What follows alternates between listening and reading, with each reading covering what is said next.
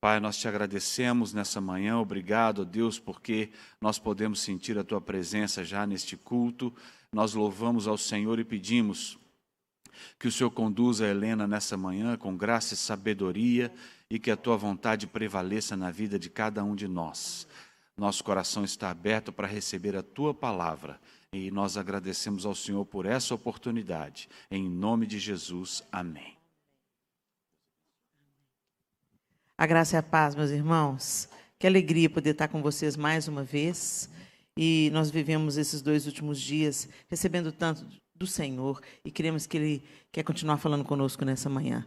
Abra sua Bíblia comigo em Jó, capítulo 1.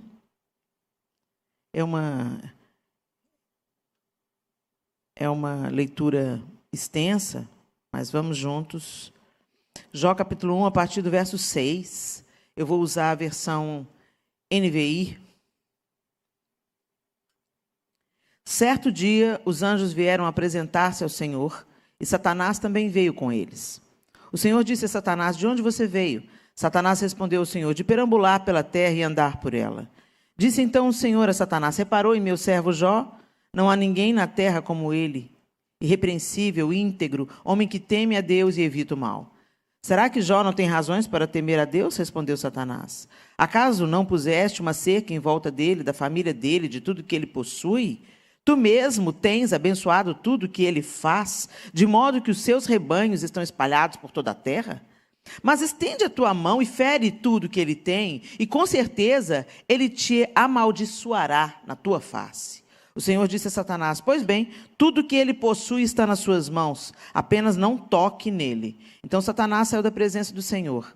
Certo dia, quando os filhos e as filhas de Jó estavam num banquete, comendo e bebendo vinho na casa do irmão mais velho, um mensageiro veio dizer a Jó: os bois estavam arando e os jumentos estavam pastando por perto, quando os sabeus os atacaram e os levaram embora. Mataram a espada os empregados, e eu fui o único que escapou para lhe contar. Enquanto ele ainda estava falando, chegou outro mensageiro e disse: fogo de Deus caiu do céu e queimou totalmente as ovelhas e os empregados, e eu fui o único que escapou para contar a você. Enquanto ele ainda estava falando, chegou outro mensageiro e disse: vieram caldeus em 3 bandos, atacaram os camelos e os levaram embora. Mataram a espada os empregados, e eu fui o único que escapou para contar a você. Enquanto ele ainda estava falando, chegou ainda outro mensageiro e disse: seus filhos e suas filhas estavam num banquete, comendo e bebendo vinho na casa do irmão mais velho, quando de repente um vento muito forte veio do deserto e atingiu os 4 cantos da casa, que desabou. Eles morreram, e eu fui o único que escapou para contar a você. Ao ouvir isso, Jó levantou-se, rasgou o manto e rapou a cabeça. Então prostrou-se com o rosto em terra em adoração e disse: saí nu do ventre da minha mãe, e nu partirei. O Senhor o deu, o Senhor o levou. Louvado seja o nome do Senhor. Em tudo isso, Jó não pecou e não culpou a Deus de coisa alguma. Jó capítulo 2. No outro dia, os anjos vieram apresentar-se ao Senhor e Satanás também veio com eles para apresentar-se. O Senhor perguntou a Satanás: de onde você veio? Satanás respondeu ao Senhor: de perambular pela terra e andar por ela. Disse então o Senhor a Satanás: reparou em meu servo Jó? Não há ninguém na terra como ele, irrepreensível, íntegro, homem que teme a Deus e evita o mal. Ele se mantém íntegro, apesar de você me haver instigado contra ele para arruiná-lo sem motivo. Pele por pele, respondeu Satanás. Um homem dará tudo o que tem por sua vida. Estende a tua mão e fere a sua carne e os seus ossos, e com certeza ele te amaldiçoará na sua face. O Senhor disse a Satanás: pois bem, ele está nas suas mãos, apenas poupe a vida dele. Saiu, pois, Satanás da presença do Senhor e afligiu Jó com feridas terríveis, da sola dos pés ao alto da cabeça.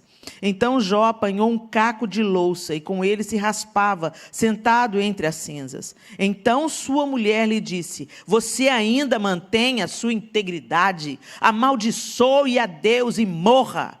Ele respondeu: você fala como uma insensata. Aceitaremos o bem dado por Deus e não o mal? Em tudo isso, Jó não pecou com seus lábios.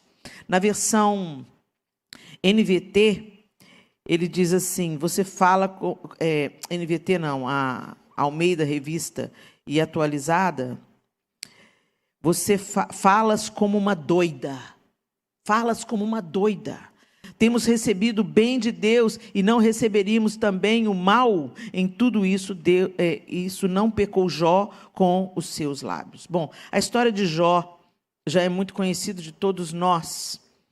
E me chama a atenção, quando a gente lê o livro, ele é um livro muito dramático, e a gente vê os amigos de Jó querendo achar o motivo de Deus ter permitido tanta adversidade. E isso não é diferente com a gente. Quando a gente começa a viver uma diversidade, quando a gente caminha em integridade diante de Deus, a gente caminha em temor diante de Deus, e as coisas começam a dar errado, a gente começa a questionar. Espera aí, por que está acontecendo isso comigo? A nossa tendência natural é questionarmos a Deus. Mesmo quando a gente não faz isso com os nossos lábios, a gente faz isso no nosso coração. E não é só quando está acontecendo com a gente, quando está acontecendo com o outro também.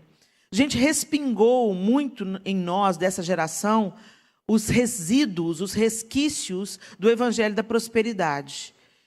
E um dos pilares do Evangelho da Prosperidade é: se você teme a Deus e você crê em Deus, tudo vai dar certo na sua vida. Se você está acontecendo alguma tragédia na sua vida, você está em pecado, tem alguma coisa errada na sua vida. Porque Deus só quer prosperar, Deus quer curar, Deus quer abençoar os seus filhos. E é fato. Deus tem bênção para os seus filhos, Deus quer curar os seus filhos, Deus quer abençoar os seus filhos, mas Deus, como qualquer um de nós, se você exerce uma paternidade saudável, filho também tem limite. Filho não faz tudo que ele quer e tem vontade, não. Um pai amoroso não satisfaz todos os caprichos e desejos do filho, senão esse filho vai crescer sem nenhuma resistência, vai crescer totalmente vulnerável, desprotegido. Um pai que ama e conhece, por exemplo, um ambiente inóspito e perigoso, ele vai falar com o filho: não vai lá não, não pode não. Nós não vamos expor as nossas crianças ao perigo. Então, isso vai envolver muitos nãos na trajetória. E Deus não é diferente. Deus também vai nos dizer nãos. Deus também vai nos dizer espera. E Deus também vai permitir que a adversidade chegue na nossa casa. E não sou eu que estou falando isso. O próprio Jesus disse: no mundo tereis aflições, mas tem de bom ânimo. Eu venci na roupa de vocês, eu venci na humanidade de vocês. Então é possível vocês vencerem também, porque vocês agora têm a mim, têm o poder do Espírito Santo que eu deixo para vocês e têm o poder da palavra de Deus. Vocês não estão desprotegidos. Vocês não estão desamparados, mas a coisa vai estreitar. A palavra de Deus diz que a porta que conduz à vida é estreita e apertado o caminho. A porta larga, onde tudo dá certo, onde tudo rola, é a porta que conduz à destruição. Então, gente, é para a gente contar, nós estamos num contexto de queda. Nós não somos do mundo, mas estamos no mundo. E aqui, muitas coisas podem nos atingir, pelo contexto onde nós estamos inseridos. Mas o Senhor é aquele que não desperdiça a dor, não desperdiça a nossa adversidade, não desperdiça as coisas que nos afligem. Muito pelo contrário, Ele nos consola e nos levanta para consolar outros com a mesma consolação com que somos consolados. Eu quero dizer para vocês hoje que nós precisamos de entender e resgatar a perseverança, o permanecer. O persistir. Perseverança, segundo o dicionário da língua portuguesa, é persistir em determinado comportamento, constância, firmeza, capacidade de sustentação voluntária, não desistir facilmente, persistência, paciência, virtude do caráter e fruto do Espírito.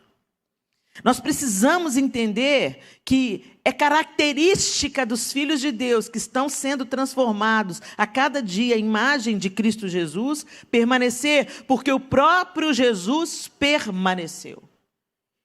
Ele foi até o fim. Ele podia ter chegado na cruz e falar assim: não, pai, não vou morrer. Naquela oração no Getsemane, ele podia ter falado: eu vou desistir. Porque não vale a pena. Vamos começar de novo, pai. Vamos voltar, constrói outra arca. Porque ele estava lidando com tantas coisas, ele sabia que Judas estava prestes a entregá-lo. Mas ele disse: contudo que não seja a minha vontade, mas seja feita a tua vontade. E ele foi moído, traspassado pelas nossas transgressões, moído pelas nossas iniquidades, e o castigo que nos traz a paz foi depositado sobre ele. Pelas suas pisaduras nós fomos sarados. Para que nós fôssemos sarados, para que nós fôssemos resgatados. Para que assassinos... Você morreria por um justo, mas você morreria por alguém que matasse o seu filho? Você daria a sua vida em troca de um assassino, de um estuprador, de um ladrão? O Senhor deu a sua vida, porque nós não tínhamos condições de encontrar o caminho da salvação pelas nossas próprias pernas. E por mais que a gente sacrificasse bois e carneiros e bodes, todo o sangue do mundo não poderia purificar os pecados da humanidade. Então Deus enviou o seu próprio Filho. Ele encarnou e morreu e ressuscitou. Ele permaneceu. E quando a gente olha para a Bíblia, a gente vê vários que permaneceram. Noé permaneceu. Vocês já imaginaram, gente? Mais de 100 anos para construir a arca. Vocês já imaginaram a zombaria? Sei lá o que esse homem ouviu ao longo do tempo, passando, e ele construindo a arca, e vai cair chuva, não tinha nem chuva, vai cair água do céu, o cara está louco. Eu fico imaginando a zombaria, depois o costume, o povo primeiro zombou, depois acostumou, entrou, saiu da arca, ia visitar, virou ponto turístico, sei lá o que aconteceu, só sei que Noé permaneceu crendo e construindo, esperando a promessa de Deus se cumprir. Abraão, ele nem viu a sua descendência como a areia da praia, as estrelas do céu. Mas em Isaac ele viu o cumprimento da promessa. Ele permaneceu até o fim, crendo que receberia. Moisés tira o povo do Egito, leva o povo para Canaã, chega para entrar na terra, não entra porque o povo não creu, então fica rodando 40 anos, esperando aquela geração de 20 anos para cima morrer, para eles poderem entrarem na terra. E Moisés não entra. Ele só viu de longe. Gente, ano passado nós estivemos com a Edmeia na Jordânia. Na Jordânia, quando vocês forem, vocês vão no Monte Nebo. E o Monte Nebo é de onde Moisés avista Canaã. E literalmente no ano passado a gente avistou Israel porque a gente não pôde entrar, estava fechado por causa da pandemia. Então foi um sentimento esquisitíssimo, porque eu já conheço Israel e eu vendo Israel de longe, eu não podia entrar. E a Sofia, nossa filha caçula, estava com a gente e ela não tinha lá muito interesse de ir em Israel. Ela falou assim: eu queria entender porque que minha mãe até chora de saudade de Israel. Aí, quando nós chegamos no Monte Nebo, e nós tivemos um tempo de oração, e do Monte Nebo nós estendemos as mãos para Israel, oramos primeiro pela Jordânia, para fortalecer a igreja do Senhor na Jordânia, e depois oramos por Israel, para que aquele povo conheça o Messias de Deus. Estendemos as mãos e começamos a orar. Quando nós acabamos, a Sofia virou para mim chorando e falou: mãe, eu quero ir para Israel. Gente, eu fico imaginando o que foi para Moisés conduzir aquele povo pelo deserto, povo rebelde, obstinado, e avistar só de longe. Mas ele permaneceu. Josué e Calebe permaneceram. Davi permaneceu, sendo perseguido por Saul, mas permaneceu. Ele já havia sido ungido, ele permaneceu. Deus podia ter eliminado Saul logo, podia ter colocado Davi no trono logo. Davi ficou durante anos sendo perseguido por inveja de Saul. Helena, por que Deus não tirou Saul da vida de Davi? Ele era ungido do Senhor, Saul já tinha sido reprovado por Deus, porque Davi precisava de um Saul para não cair no mesmo pecado que ele caiu, de desobediência.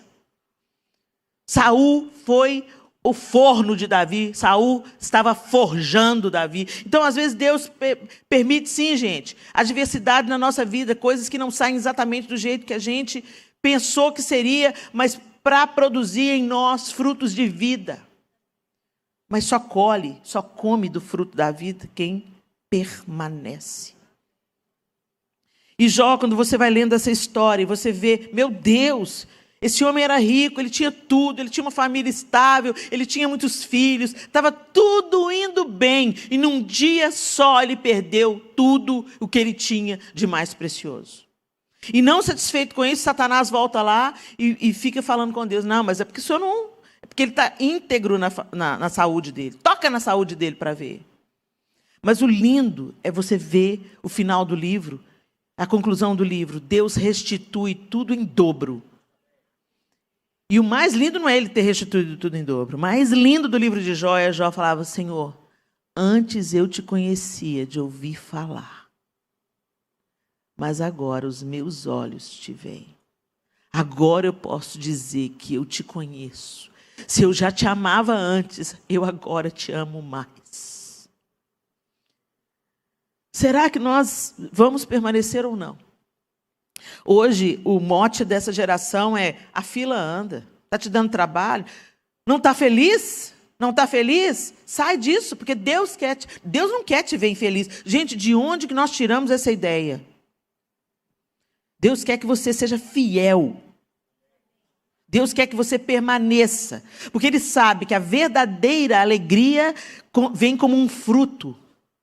Vem como um fruto. E a gente está fazendo da alegria e da felicidade um meio. Ela não é um meio, ela é uma consequência. E por isso a gente descarta casamentos, coloca amigos na geladeira, descarta igreja como igreja fosse supermercado. Igreja não é supermercado não, meu amado. Você não vem aqui só para receber, não. Você vem aqui para participar de um corpo, um organismo vivo que trabalha na transformação de uma comunidade onde ela está inserida e de outras que ela pode influenciar, como da irmã Salete. Então a igreja é um organismo vivo e ela precisa de cada um de nós. Essa história, sabe? Eu vou lá porque lá tem uma banda legal.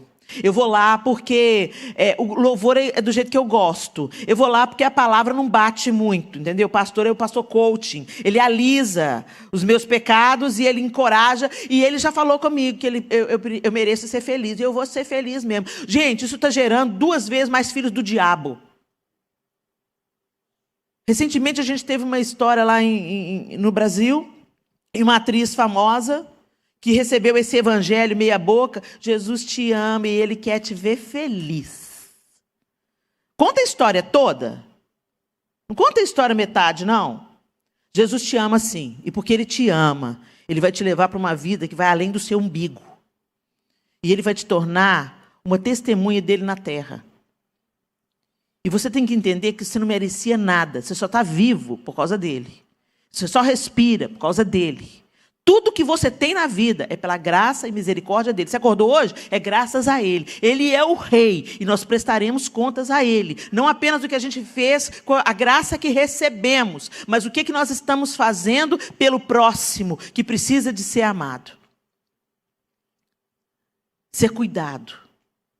O amor também fala não, o amor também dá limite, o amor também corrige. A palavra de Deus diz que Ele corrige o filho a quem Ele ama e açoita a todo aquele que Ele quer bem. Porque a nossa natureza humana é obstinada, é rebelde, é mimada, é utilitarista. A gente quer se utilizar até de Deus.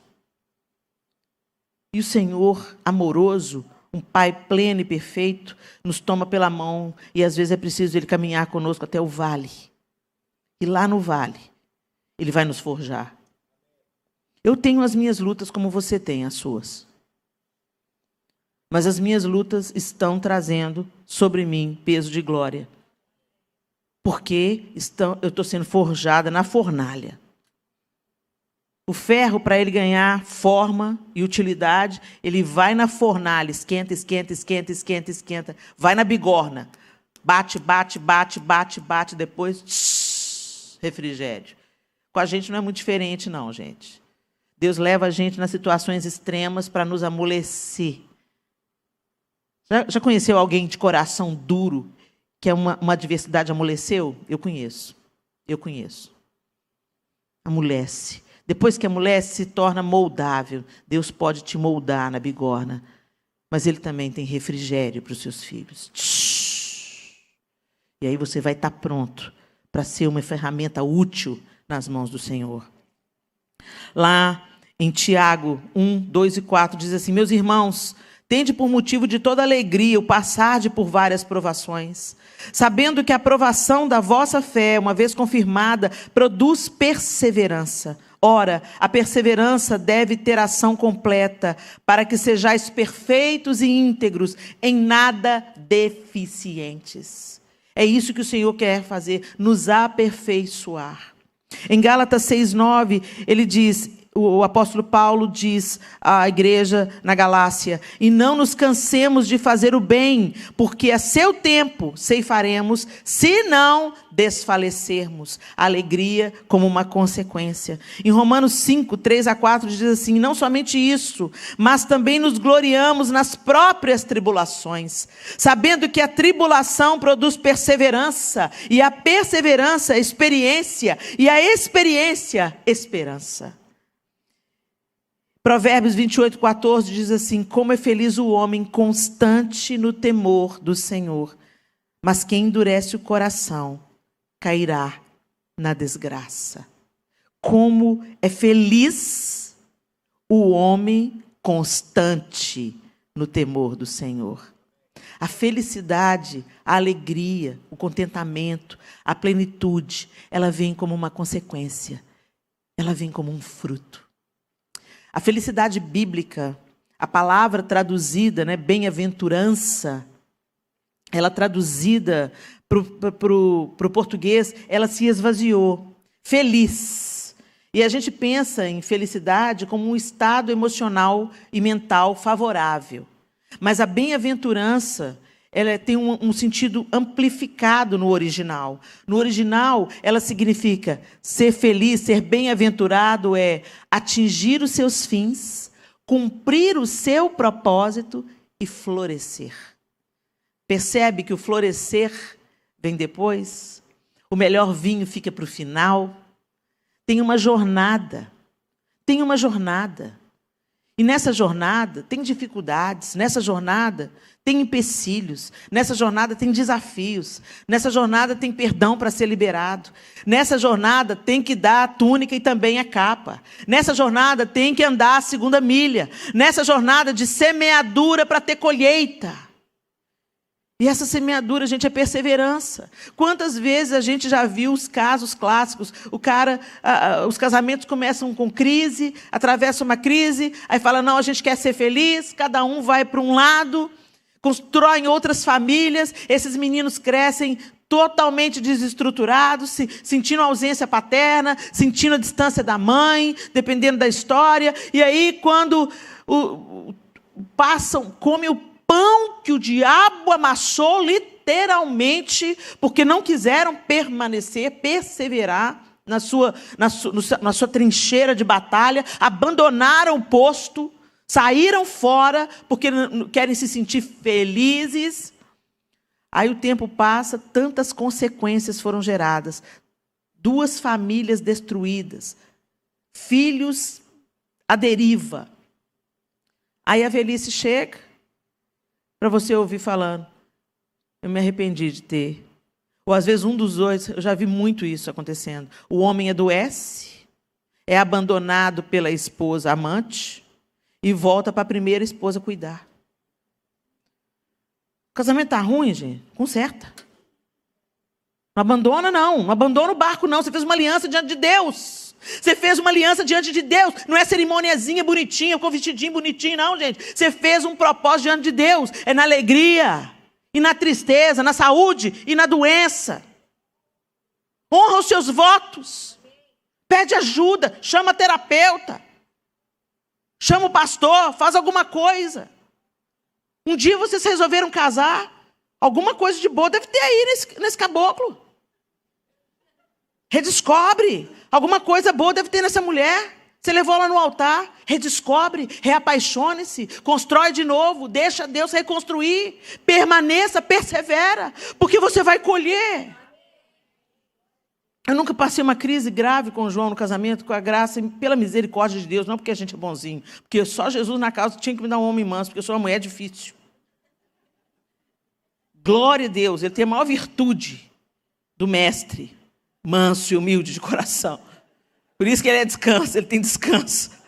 Ele encontrou descanso na vida. Mas em nenhum momento nós pensamos em desistir. Não tem essa opção. Então, casamento é, às vezes, ter conversas difíceis, buscar ajuda, reconstruir. Agora, nós nunca passamos por isso, mas eu posso dizer que com 32 anos de casados, eu nunca fui tão feliz nos 10 primeiros anos, 15 primeiros anos, não. Agora eu estou experimentando o melhor vinho. Mas ele principalmente, teve que aguentar muito. Teve que permanecer, né? Firmar o toco, como diz lá em Verão. Firma o toco. Não arreda o pé. Permaneça orando pelos seus filhos que se desviaram. Não abra mão deles. Eles podem fugir da sua casa. Eles podem fugir até do seu abraço, mas eles não têm defesa contra as suas orações. Continue dobrando. Gerou com o útero, agora gera nos joelhos. Não desista até ver a obra transformadora de Deus na vida desses meninos. Senhor, convence da justiça, do pecado e do juízo. Para de falar. O que você tinha que falar, você já falou. Agora é tempo de falar com aquele que pode convencer da justiça, do pecado, do juízo. Não abra mão dos seus filhos.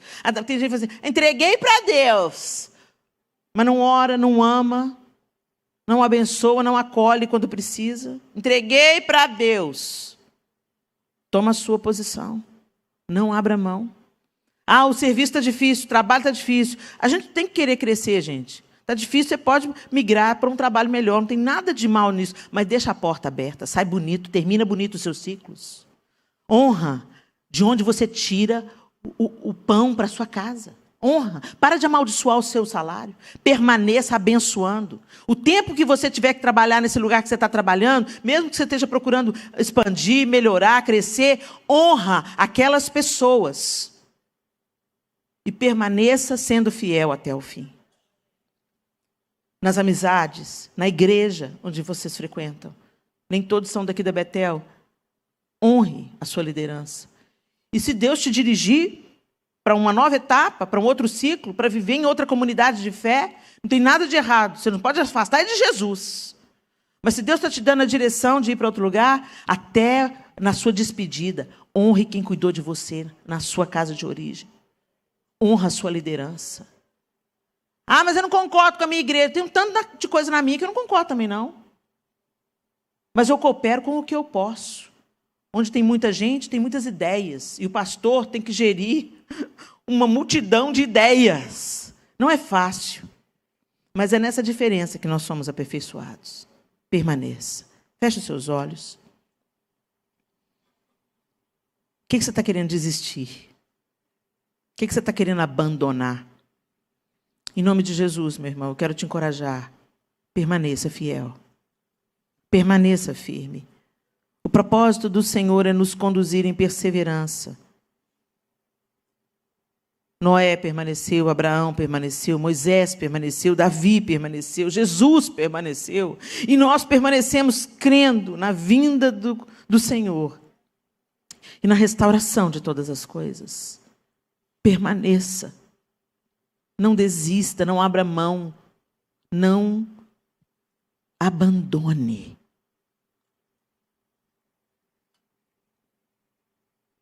Como é feliz o homem constante.